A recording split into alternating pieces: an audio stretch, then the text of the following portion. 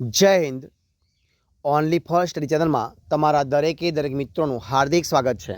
તો આજે આપણે વિડીયોમાં જોઈએ કે ગુજરાતની કોઈ પણ સ્પર્ધાત્મક પરીક્ષા હોય અને એના માટે જે એનસીઆરટી છે, એનસીઆરટી મહત્ત્વનો ભાગ ભજવે છે. એટલે કે મિત્રો, જે એનસીઆરટી જે બુકો છે એ બુકો એનો પાયો ગણાય, અને એટલા માટે આપણે એક નવી સિરીઝ ચાલુ કરી છે કે જેમાંથી એનસીઆરટી મિત્રો જે બુકો છે એટલે કઈ કઈ તો કે ધોરણ 6 થી માંડી અને ધોરણ 10 સુધીની મિત્રો જે તમામ બુકો છે એમાંથી આપણે વેરી મોસ્ટ આઈએમપી પ્રકારના જે એમસીક્યુ પ્રશ્નો છે એ પ્રશ્નો લઈ અને તમારી સમક્ષ વિડીયો રૂપે મૂકવાનો પ્રયત્ન કરીએ છીએ. તો આજના વિડીયોમાં આપણે ધોરણ 6 સામાજિક વિજ્ઞાન વેરી મોસ્ટ આઈએમપી એમસીક્યુ પ્રકારના પ્રશ્નો, અને એ પણ એનસીઆરટીનો જે સિલેબસ છે એ સિલેબસના આધારે એમસીક્યુ પ્રકારના પ્રશ્નો મૂકવાનો પ્રયત્ન કરીએ છીએ. અને આજનો વિડીયો ભાગ નંબર 56 છે. તો વિડીયો પૂરેપૂરો જોજો. શરૂઆત કરીએ આપણે વિડીયોની. જોઈએ પ્રશ્ન એક તમારી સમક્ષ છે.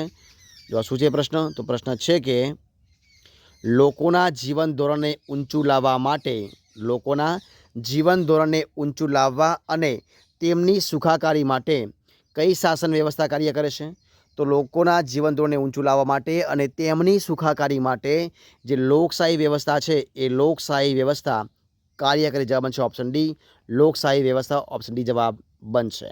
પ્રશ્ન આપણે આગળ જોઈએ કે કઈ સરકારમાં સામ્યતા અને સમાનતાના ધોરણે શાસન વ્યવસ્થાનું સંચાલન થાય છે? તો સામ્યવાદી વ્યવસ્થામાં. શેમાં? સામ્યવાદી વ્યવસ્થામાં સમાનતા અને સામ્યતાના ધોરણે શાસન વ્યવસ્થાનું સંચાલન થાય છે. તો સામ્યવાદી વ્યવસ્થામાં. જવાબ બનશે ઓપ્શન ડી, સામ્યવાદી વ્યવસ્થા. પ્રશ્ન આપણે આગળ જોઈએ કે કઈ શાસન વ્યવસ્થામાં કોઈ એક વ્યક્તિ દ્વારા લેવાતા નિર્ણયો આખરી માનવામાં આવે છે?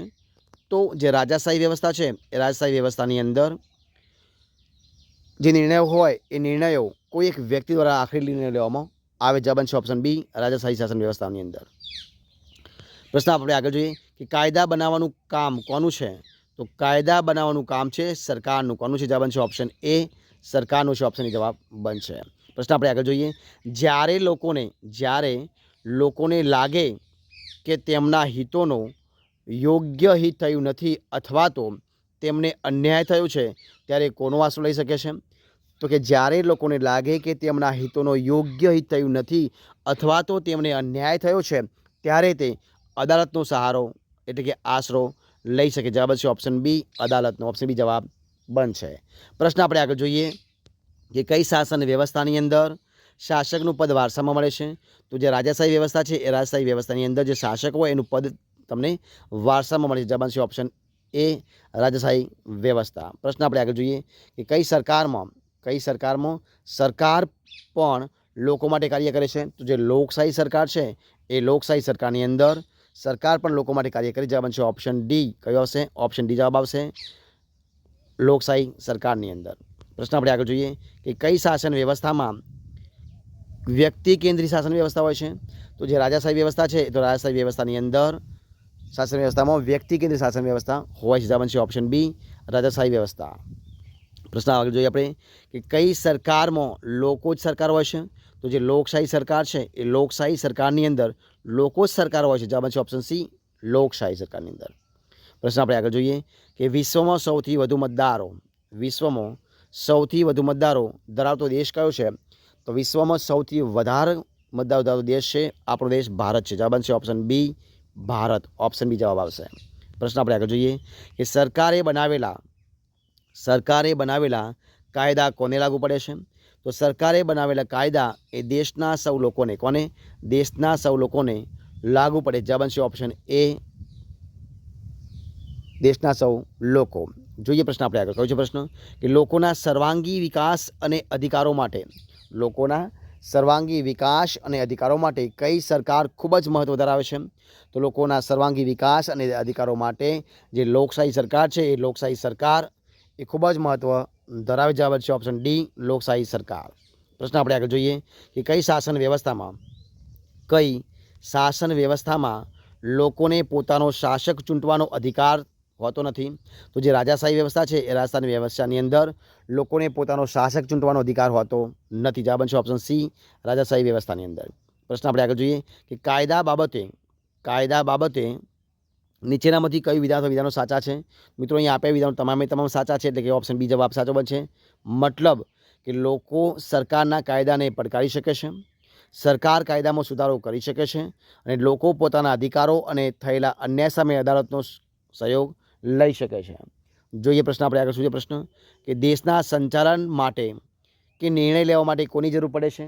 તો દેશના સંચાલન માટે કે નિર્ણય લેવા માટે સરકારની જરૂર. કોની જરૂર પડે? સરકારની જરૂર પડે. જવાબ બનશે ઓપ્શન એ, સરકાર. ઓપ્શન જવાબ બનશે. જોઈએ પ્રશ્ન આપણે આગળ. શું છે પ્રશ્ન? તો કે નીચેનામાંથી કયું કાર્ય તાલુકા પંચાયતનું છે? તો જે અહીં આપે છે ઉપરોક્ત તમામ જે કાર્યો છે, કામો છે, એ તાલુકા પંચાયતનું. જવાબ બનશે ઓપ્શન એ. જવાબ શું આવશે? કે સ્ત્રી કલ્યાણની પ્રવૃત્તિઓ કરવી, પ્રાથમિક શાળાઓની સ્થાપના અને એનું સંચાલન કરવું, અને તાલુકા કક્ષાએ ખેતીવાડી સુધારણા અને શું કરવું? તો એનું આયોજન કરવું. એ તમામ જે પ્રવૃત્તિઓ છે એ કોની છે? તાલુકા પંચાયતની છે. જવાબ જોઈશું આપણે આગળ. શું છે પ્રશ્ન? જો પ્રશ્ન છે કે નગરપાલિકામાં દરેક વોર્ડમાં મહિલાઓ માટે કેટલા ટકા અનામત હોય છે? તો નગરપાલિકામાં દરેક વોર્ડની અંદર મહિલાઓ માટે મિત્રો 50%. કેટલી છે? 50% અનામત હોય. જવાબ બનશે ઓપ્શન સી, 50%. પ્રશ્ન આપણે આગળ જોઈએ કે મેયર પોતાના હોદ્દા પર કેટલા વર્ષ માટે રહે છે? તો મેયર પોતાના હોદ્દા પર 2.5 એટલે કે 2.5 વર્ષ માટે રહે. જવાબ છે ઓપ્શન સી, 2.5 વર્ષ. પ્રશ્ન આપણે આગળ જોઈએ કે ગ્રામીણ